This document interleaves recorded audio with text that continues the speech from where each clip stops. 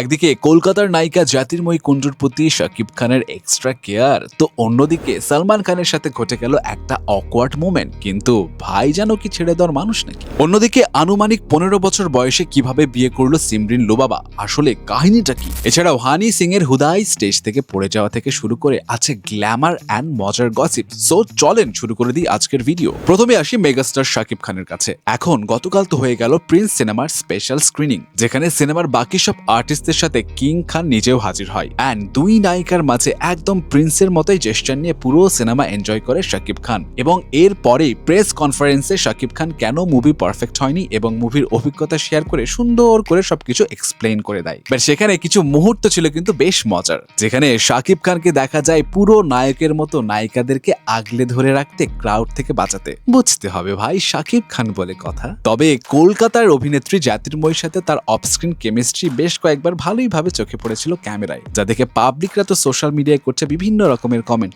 অনেকেই বলছে হয়তো আবারও দেখা যাবে জ্যোতির্ময়ীকে শাকিব খানের সাথে। তবে সেখানে চঞ্চল চৌধুরী ও রায়হান রাফিকে যেভাবে জড়িয়ে ধরেছিল শাকিব খান, সেইটা দেখে তো সবার মনে তুফান 2 এর কথাটাই মনে আসে। স্ট্রবেরি সুপার ডটেড ও ক্লাসিক ভ্যারিয়েন্টে সেন্সেশন জাগুক শিহরণ।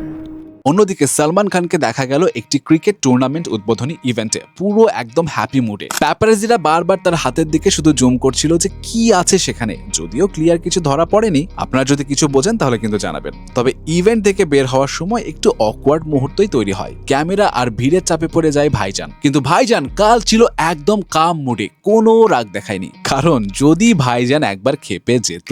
যাক বাবা, সালমান খানের এই শান্ত জেস্টার এখন সবাই কিন্তু পছন্দ করছে। তবে অন্যদিকে কন্টেন্ট ক্রিয়েটর সিমরিন লুবাবার একটি ফেসবুক পোস্ট ঘিরে হঠাৎ করে বিয়ের গুঞ্জন ছড়িয়ে পড়েছে। যদিও সে নিজেই তার ফেসবুকে ছবিটি শেয়ার করে ক্যাপশন দেয়, তবে তার পরিবার থেকে এখনো বিষয়টি আনুষ্ঠানিকভাবে নিশ্চিত করেনি। অন্যদিকে সোশ্যাল মিডিয়ায় এই বিষয়টি নিয়ে তৈরি হয়েছে মিক্সড রিয়াকশন। অনেকেই যেখানে তাকে শুভেচ্ছা জানাচ্ছে, সেখানে আবার অনেকেই তার বয়স নিয়ে প্রশ্ন তুলছে। কারণ তার তো এখনো 18 বছর বয়স হয়নি, আর 18 বছর বয়সের নিচে যদি তার বিয়ে হয় তাহলে তো সেটা আইনগতভাবে বাল্য বিবাহের আওতায় পড়ে। অনেকেই মনে করছে এটি সত্যি যদি হয়ে থাকে তাহলে এটা আসলে প্রশংসার কোনো বিষয় না। অ্যান্ড হানি সিং তো তার মুম্বাই কনসার্টে একদম কাঁপিয়ে দিল।